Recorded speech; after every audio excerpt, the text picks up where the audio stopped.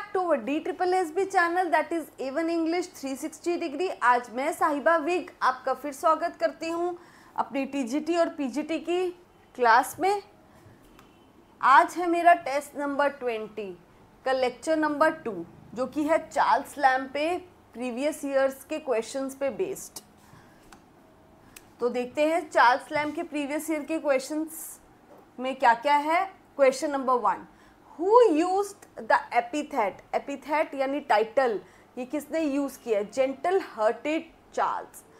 Charles के लिए ये टाइटल किसने यूज किया है? Gentle hearted Charles. किसने कहा है उनको? वर्ड्सवर्थ ने, कॉलरिज ने, जॉन कीट्स ने या रॉबर्ट ब्राउनिंग ने?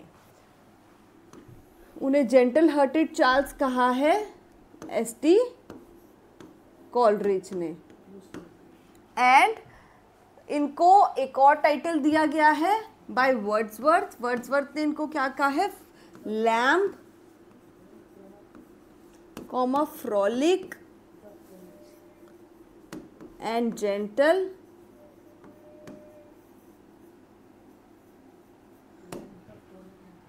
Lamb, frolic and lamb the frolic and gentle.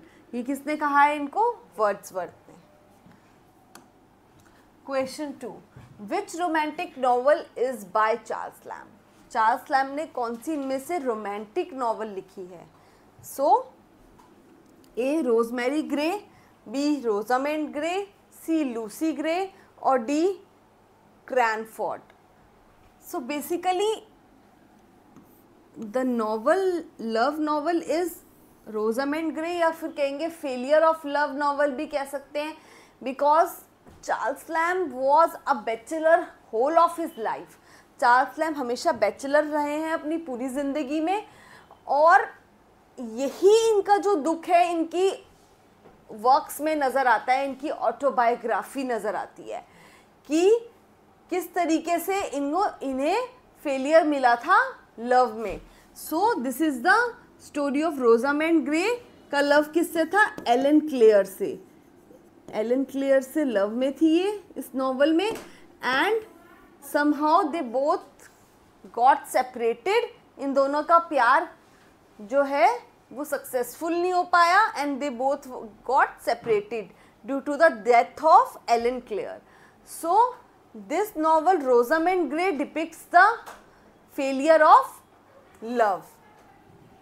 3, Mrs Battle's opinions on whist is an essay that has delighted generations of readers. We find it in Mrs. Battle's opinion on Whist. ये एक ऐसे है, ये हमें किस Charles lamb के किस work में दिखता है? A. Essay of Elia by Charles Lamb, B. Confession by D. Quincy, C. Essays by Eliot, and D. Imaginary Conversations by W.S. Lender. So it is seen in Essay of Elias by Charles Lamb. और ये ऐसे सबसे पहले first published हुआ था। It was firstly published in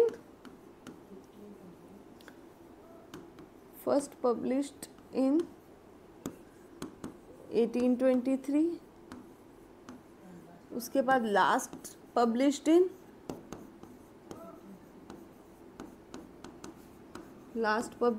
1833।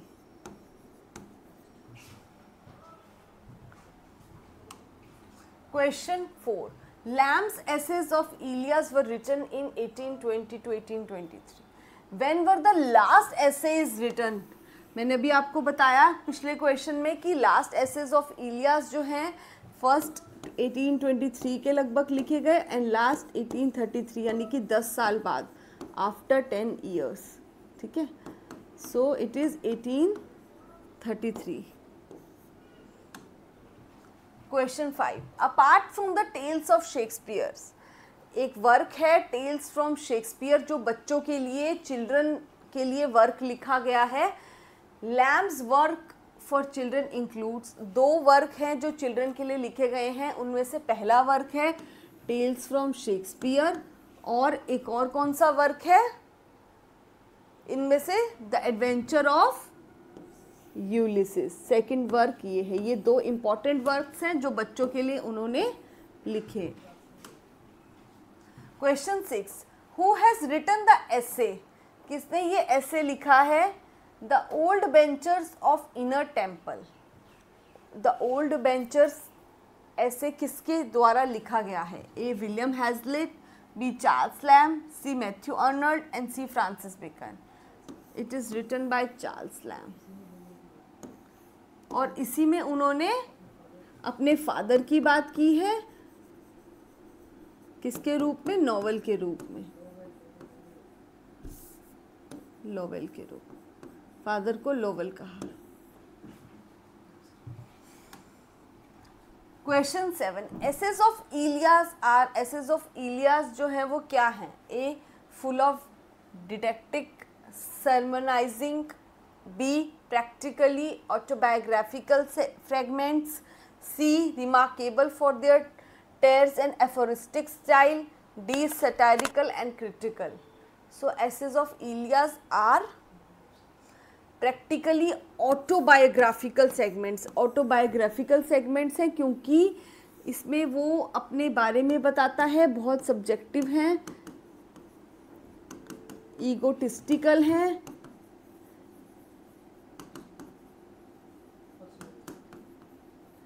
Personal impression देते हैं, अपनी लाइफ का इम्प्रेशन देते हैं, पर्सनल इम्प्रेशंस देते हैं novel. So that's why these are autobiographical, क्योंकि अपने बारे में यानी आई के बारे में बताते हैं।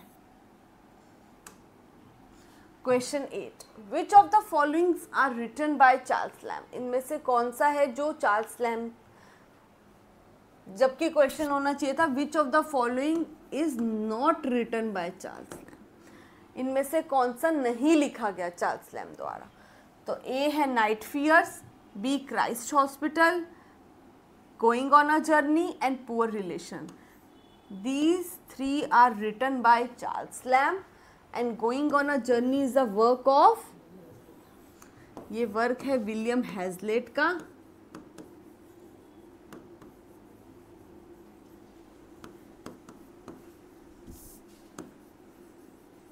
This is a work of William Hazlitt. Question 9. We are not of Alice, nor of thee. ना हम एलिस के बच्चे हैं और ना हम तुम्हारे बच्चे हैं। Nor are we children at all. और ना तो हम कोई भी बच्चे हैं। From which work have these lines taken from?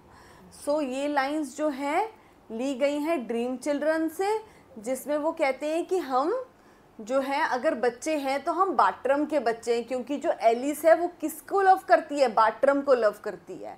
तो हम अगर बच्चे हैं तो बाटरम के बच्चे हैं, तुम्हारे बच्चे नहीं हैं। So these are the lines taken from Dream Children. ये ड्रीम चिल्ड्रन की लाइन है। Question 10, the word Elia is associated with home? Elia जो है एक नेम कहाँ से, किसने अडॉप्ट किया था? साउथ सी कंपनी होती है एक। साउथ सी कंपनी में एक क्या होता है? इटालियन क्लर्क होता है, और उस इटालियन क्लर्क का नाम होता है थॉमस इलियस, और थॉमस इलियस के नाम से ही चार्ल्स लैम्ब ने ये नाम लिया है इलिया। ठीक है, इलिया नाम लिया है चार्ल्स लैम्ब ने, क्योंकि चार्ल्स लैम्ब वहीं पे वर्क करता था, किसके साथ? थॉमस इलियस के साथ। Question 11, tales from Shakespeare are written by whom? जो वर्क है tales from Shakespeare, it is one of the work, ये एक ऐसा वर्क है जो कि which is written for the children, children के लिए लिखा गया है। और दूसरा कौन सा वर्क है चिल्ड्रन के लिए जो लिखा गया है? Adventure of Ulysses, adventures of Ulysses, adventures of Ulysses. और ये दोनों ही वर्क कैसे हैं? दोनों ही जो ये वर्क हैं tales, these are written by Mary Lamb and Charles Lamb, दोनों ने मिलके लिखे हैं, plus Charles Lamb. And tales from Shakespeare में कितनी टेल्स हैं? इसमें टेल्स हैं 20 टेल्स हैं टोटल, कंसिस्ट ऑफ 20 टेल्स। और इसमें जो टेल्स हैं उसमें से 14 टेल्स किसकी है, मैरी लैम की है, मैरी लैम। और 14 टेल्स, 14 की 14 ही कॉमेडी हैं, और बाकी जो 6 टेल्स हैं वो किसकी है, चार्ल्स लैम की है, जो कि क्या है, ट्रेजेडी है।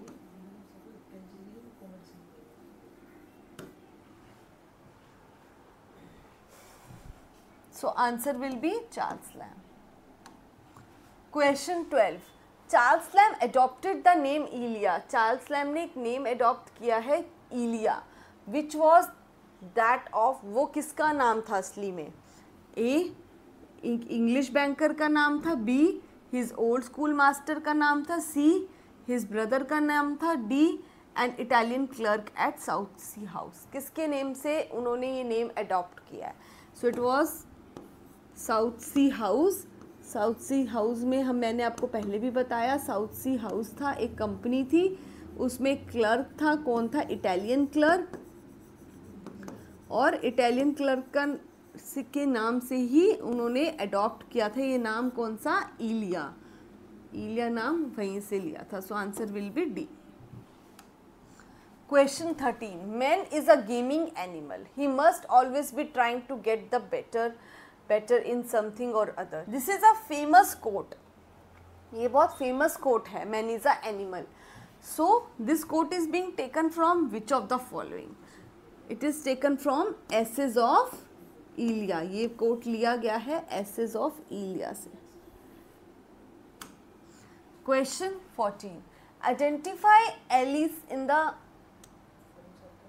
the following sentence from Lamb's dream children.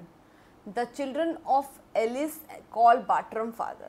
तो इसमें वो कह रहा है आइडेंटिफाई करो कि एलिस कौन है।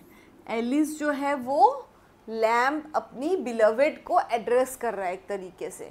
So it is Lamb's beloved whom he could not marry. वो लड़की जिससे वो मैरी नहीं कर पाया था उसको वो क्या बोल रहा है, एलिस। किसके नाम से, एलिस के नाम से। Question 15. On the artificial comedy of the last century is an essay written by, एक ऐसे है on the artificial comedy of last century. This is a work by A. Leigh Hunt, B. William Hazlitt, C. Charles Lamb और D. Robert Southey. So it is the work by Charles Lamb.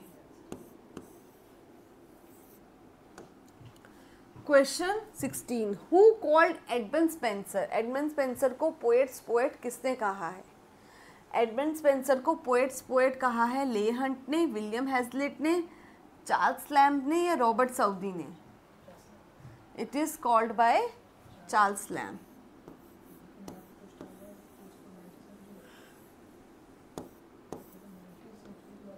But अगर बात की जाती 19th century की, कि 19th century का poets poet किसको कहा जाता है,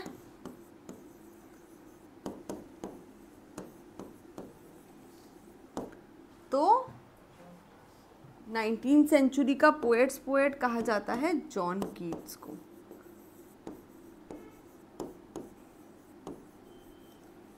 बट अगर जर्नल में पूछे तो हु कॉल्ड स्पेंसर, तो स्पेंसर को कहा जाता है पोएट्स पोएट, एडमंड स्पेंसर। और एडमंड स्पेंसर को हम एक और टाइटल देते हैं, पोएट्स पोएट तो बोलते ही हैं, और इनको बोलते हैं सेकंड फादर ऑफ पोएट्री भी कहते हैं। अगर सेकंड फादर एडमंड स्पेंसर को कहा जाता है पोएट्री का, तो फर्स्ट फादर किसको कहा जाता है? First father of poetry, first father of poetry कहा जाता है चौसर को। Next question 17. Who regarded William Shakespeare's greatest plays as books to be read rather than plays to be acted? यानी कि विलियम शेक्सपियर के जो प्लेस हैं वो ड्रामा करने से बेटर है रीड करो तो ज़्यादा आनंद आता है, ज़्यादा अच्छे लगते हैं रीड करने में, यानी पॉकेट प्लेस भी कह सकते हैं इनको, यानी कि पॉकेट में पढ़ो, निकालो, पढ़ो and they give you pleasure instead of being in theatre. Theatre से ज़्यादा पढ़ने में मज़ा आता है। तो ये बात किसने कही है उनके बारे में ये बात कही है चार्ल्स लैम्ब ने। Charles Lamb said this about the William Shakespeare. Question 18, poems on various subjects is written by whom? बहुत सारे पोएम्स जो हैं बहुत सारे वेरियस सब्जेक्ट्स पे लिखी हैं, किसने?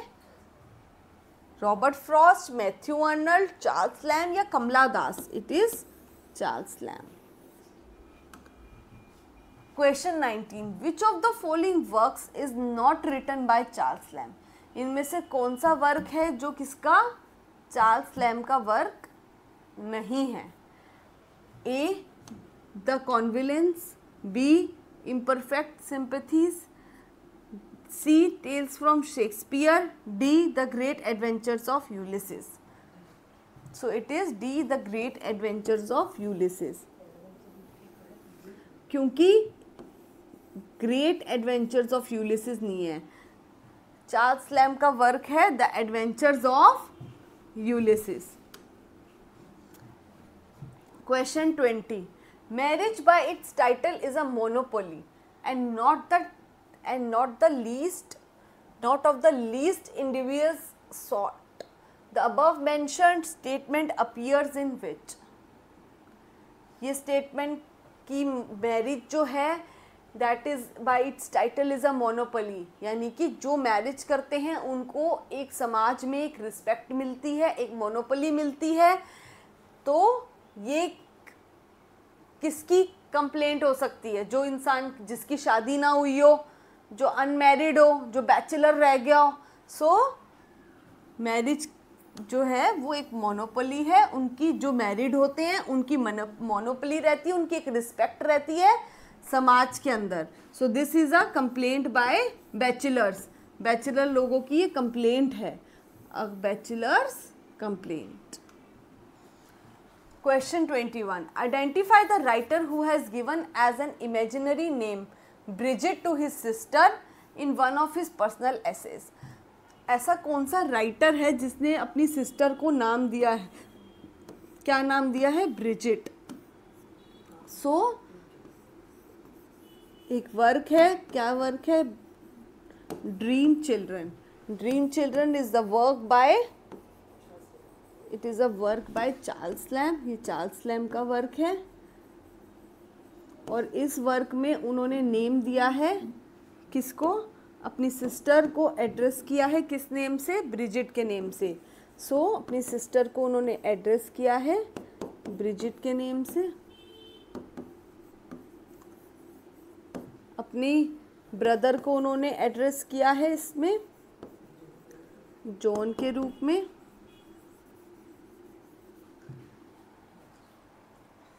So it is Charles Lamb. 22. Who is the co-author of the Tales from Shakespeare along with the Mary Lamb? कौन था जिसने साथ दिया था चार्ल्स लैम्ब का क्या करने में? टेल्स फ्रॉम शेक्सपियर में। So Charles Lamb with Mary Lamb दोनों ने मिलके लिखी थी टेल्स फ्रॉम शेक्सपियर। एंड इसमें कितनी टोटल टेल्स थी? 20 टेल्स थी। And out of this 20 tales 16 in 20 tales में से जो 16 टेल्स थी 14 टेल्स थी वो मैरी लैम्ब की थी, मैरी लैम्ब की थी, और जो कि कॉमेडी का वर्क था। और बाकी 6 जो टेल्स थी वो किसकी थी? चार्ल्स लैम्ब की, जो कि ट्रेजेडी थी। These are based on tragedy.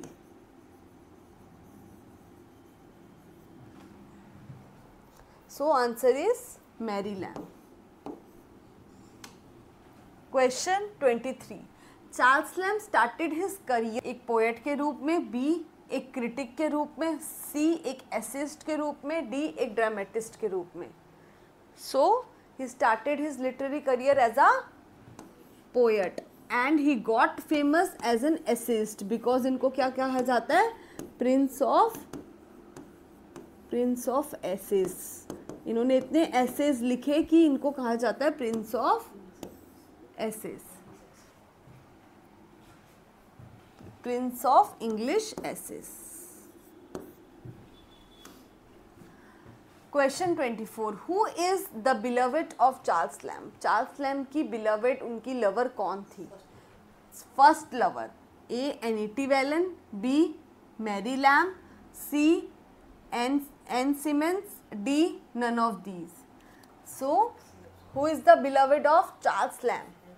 It is Ann Simmons.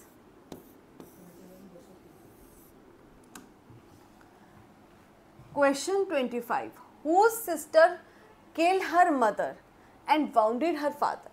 किसकी सिस्टर थी जिन्हें थोड़ा सा मेंटल ट्रॉमा हो गया था और ड्यू टू दैट ट्रॉमा उन्होंने अपने फादर को भी जख्मी किया और अपनी मदर को भी मार दिया उस पागलपन में. She was Mary Lamb. Mary Lamb ने किया था and she was the sister of Charles Lamb.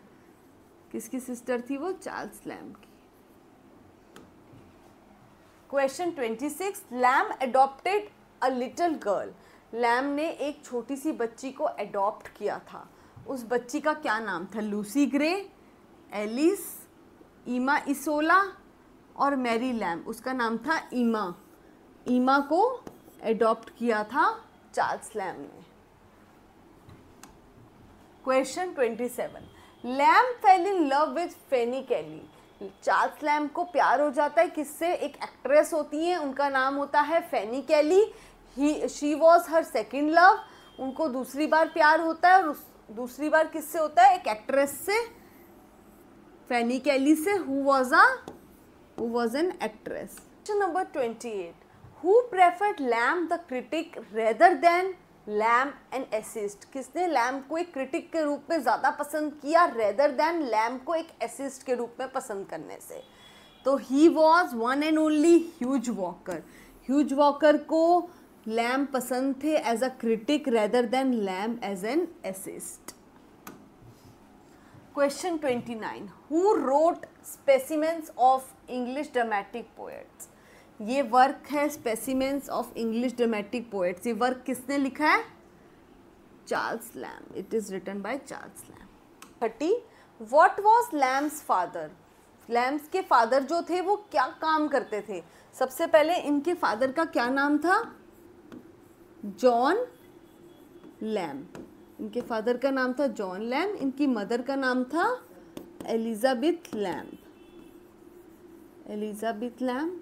And जो इनके फादर थे वो एक सैम्यूल सॉल्ट नाम के व्यक्ति के यहाँ क्लर्क थे. So he was a clerk to Mr Samuel Salt. This is all for today. You can join me on Telegram, YouTube, Instagram, Facebook और A1 English 360 degree.